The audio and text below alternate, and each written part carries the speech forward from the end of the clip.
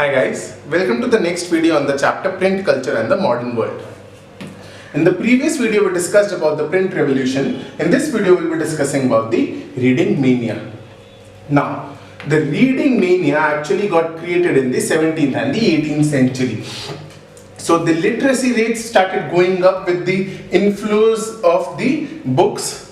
So the drivers especially were the schools that were set up in villages to spread literacy. So the church were responsible for that, and this led to the reading mania, because in the schools there were books, so people at a young age started getting a habit of reading, and new forms of popular literature spread in and appeared in the print. So people started getting ritual calendars, so they were getting ballads and folk tales along with these calendars. So affordability started increasing. So in England you had penny chap books that were sold so for a penny. So these were really cheap books. In France also bibliothèques bleues were sold, which were poor quality books bound in cheap blue covers, which were technically very cheap because of the quality, but the material was already there, and hence the affordability to the books got increased. Then you also have the romances that were printed in only 4 to 6 pages as well.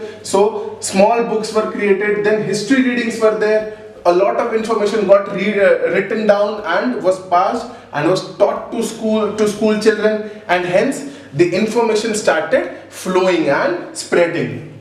Now this led to a situation where people started getting interested in current affairs and entertainment as well, and this was provided through the print culture. Next, newspapers and journals also were there, and there were discussions on wars, there were discussion on trade, so there were discussion on science, various science and philosophies. The philosophers became more accessible because their ideas could spread through print.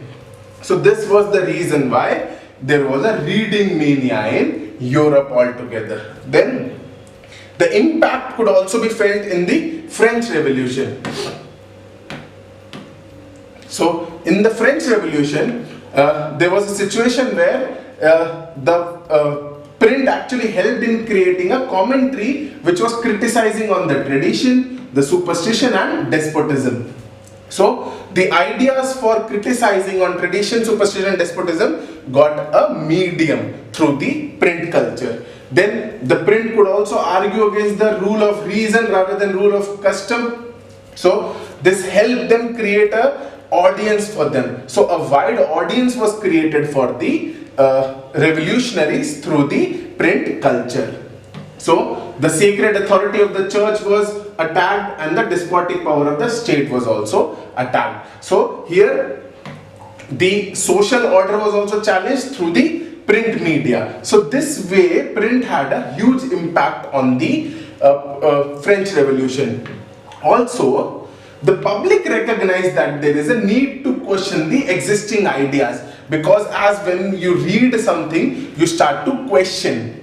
So the spread of thoughts was given, the spread of ideas was provided. So the values, norms and institutions were re-evaluated and discussed as a consequence of the questioning by a wider audience. So this was the role, but the role was such that they only criticized. So the royalty was criticized, questions were raised, cartoons and caricatures were made against the monarchy and the hardships that the common people faced. So a lot of situation was created where people were mobbed of authority. So people of authority were mobbed, then showing hardships of the common people. So this led to a situation where the revolutionaries actually got a huge medium.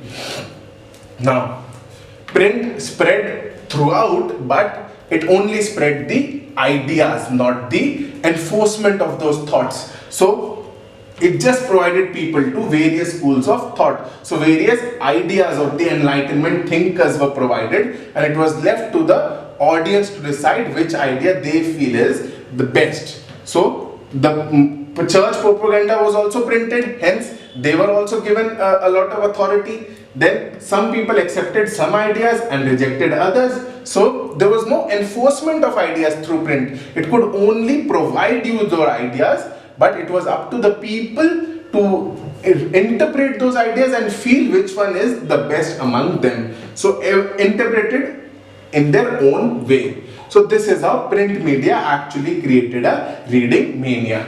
So in the next video we'll be discussing the various leaps that print took in the 19th century. Thank you so much.